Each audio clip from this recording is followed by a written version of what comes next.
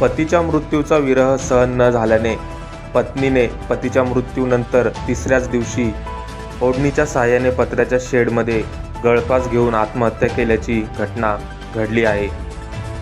ही घटना सांगोला जिल्ह्यातील वाडेगाव येथे गुरुवारी घडली।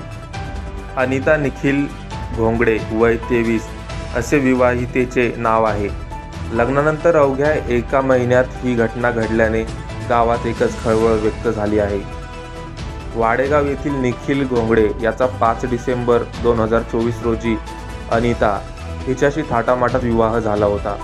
घरी मंगलकार्य झाल्यामुळे घरात आनंदाचे वातावरण होते। दरम्यान मंगळवारी निखिलचे अल्पशा आजाराने निधन झाले। यामुळे पत्नी अनिता हिला मानसिक धक्का बसल्याने ती निशब्द झाली। बुधवारी निखिल यांच्यावर अंतिम संस्कार करण्यात आले। रात्री घोंगडे कुटुंबीय आणि अनिता असे सर्वजण घरात झोपले होते। गुरुवारी पहाटे 4:30च्या सुमारास अनिता हिने पतीच्या मृत्यूचा विरह सहन न झाल्याने झोपेतून उठून घराच्या पाठीमागील पत्रा शेडमधील लोखंडी अँगलला ओढणीच्या साहाय्याने गळफास घेतला। दरम्यान घरात झोपलेल्या ठिकाणी अनिता न दिसल्याने नातेवाईकांनी तिचा शोध घेतला। तिने पत्र्याच्या शेडमध्ये गळफास घेतल्याचे त्यांना दिसले।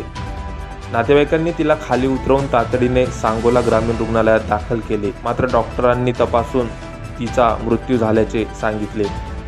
सांगलीतील मिरज तालुक्यातील मालगाव येथील निखिलची आत्या वंदना क्षीरसावड यांची अनिता ही मुलगी होय, तर निखिल मामा दिगंबर घोंगडे यांचा मुलगा होता।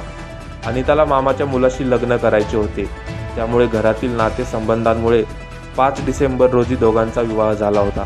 मात्र अवघ्या एकाच महिन्यात त्यांच्या संसाराला दृष्ट लागली। निखिल घोंगडे याच्या वयाच्या 6व्या वर्षापासून दोन्ही किडन्या निकामी झाल्या होत्या। त्यामुळे आई स्वाती दिगंबर घोंगडे यांनी स्वतःची एक किडनी मुलगा निखिल यास देऊन त्याचे मुंबईतील जसलोक हॉस्पिटलमध्ये प्रत्यारोपण करून त्याला जीवनदान दिले होते।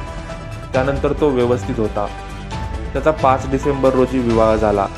लग्नानंतर 6 जानेवारी रोजी त्याला डेंग्यूचा ताप आला, म्हणून पुन्हा जसलोक हॉस्पिटलमध्ये दाखल केले होते।